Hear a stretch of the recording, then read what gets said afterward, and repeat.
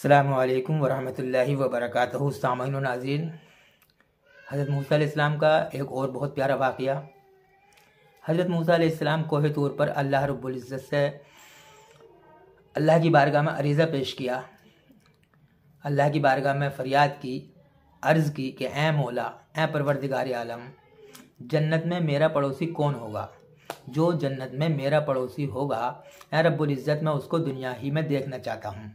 अल्लाह का हुक्म हुआ, ठीक है, आप फला जगह जाइए, वहाँ पर एक कसाब है, वो गोश्त का काम करता है, तुम उसके पास जाओ, वो जन्नत में तुम्हारा पड़ोसी होगा, उससे जाकर मुलाकात करो। लिहाजा मूसा अलैहिस्सलाम एक दिन जो अल्लाह रब्बुल इज़्ज़त ने जो निशानी बताई थी उसके पते पर पहुँचे और उसकी दुकान पर पहुँचे तो वो कसाब गोश्त काट रहा था और गोश्त बेच रहा था और ज़ुबान से अनाप शनाप यानी बेहुदा कलामात बक रहा था।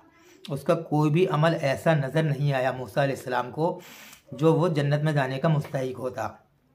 दिल में ख्याल पैदा हुआ कि इसका तो मुझे कोई आमाल जन्नत में जाने का भी नहीं लग रहा और अल्लाह का हुक्म है कि ए मूसा, ये जन्नत में तुम्हारा पड़ोसी होगा।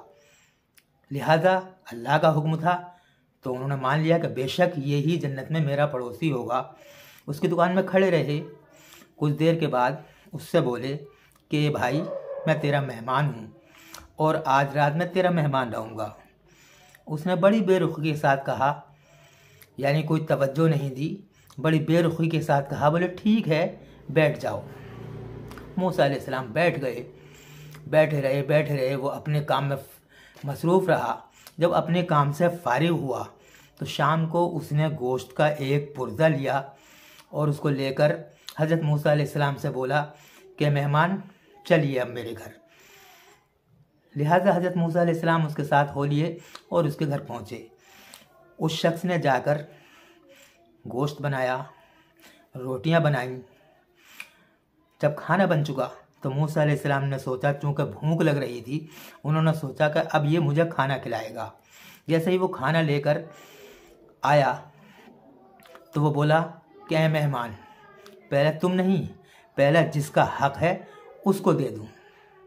उसने कमरे के अंदर गया तो देखा कि कमरे के अंदर एक बहुत ज़ईफ़ा, बहुत बूढ़ी औरत जो आँखों से नाबीना है, हाथ पाँवों से माजूर है, मुंह में दांत भी नहीं हैं, और वो शख्स उसके पास गया। वो उसकी माँ थी। उसने रोटी का निवाला तोड़ा, तरकारी में लगाया और अपने मुंह से चबाया। जब वो खाना बिल्कुल चबाकर नरम हो गया तो वो अपने मुंह से निकालकर उस अपनी बूढ़ी माँ के मुंह में दिया। इसी तरह से वो हर निवाले को पहले अपने मुंह में चबाता था।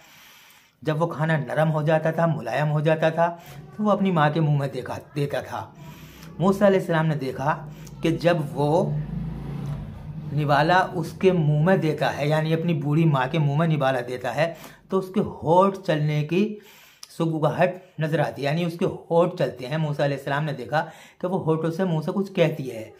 हज़रत मूसा अलैहिस्सलाम ने कान लगाकर उसके होठों के पास कान ले गए और जब गौर से सुना तो वो हर निवाले पर कहती थी, ए अल्लाह, ए मेरे माबूद, ए मेरे परवरदिगार, मेरे बेटे को जन्नत में मूसा का पड़ोसी बनाना। हज़रत मूसा अलैहिस्सलाम ने सोचा, हो ये इसकी माँ की दुआ की बदौलत है जो ये जन्नत में जाएगा और जन्नत में मेरा पड़ोसी होगा। दोस्तों, ये है माँ की खिदमत करने का अंजाम। जो लोग माँ बाप की खिदमत करते हैं, अल्लाह रब्बुल इज़्ज़त उन्हें अपने इनाम से नवाजता है। जो अपने वालिदैन को नाखुश करते हैं, तकलीफ़ पहुंचाते हैं, उनकी खिदमत नहीं करते हैं, अल्लाह रब्बुल इज़्ज़त उनसे नाराज़ होता है। दोस्तों, हमें चाहिए कि हम सबको वालिदैन की खिदमत करनी चाहिए, माँ को और बाप को राज़ी रखना चाहिए। अल्लाह रब्बुल इज़्ज़त से दुआ है कि परवरदिगार हम सबको अपने वालिदैन की खिदमत करने की तौफ़ीक़ अता फ़रमाए। जिनके वालिदैन इस दुनिया में मौजूद हैं, अल्लाह रब्बुल इज़्ज़त उनकी उम्रों में बरकतें अता फ़रमाए, और जिनके वालिदैन इस दुनिया से इंतकाल कर गए हैं, परवरदिगार आलम उनके वालिदैन की मग़फ़िरत फ़रमाए, उन्हें जन्नतुल फ़िरदौस में आला मक़ाम अता फ़रमाए। आमीन।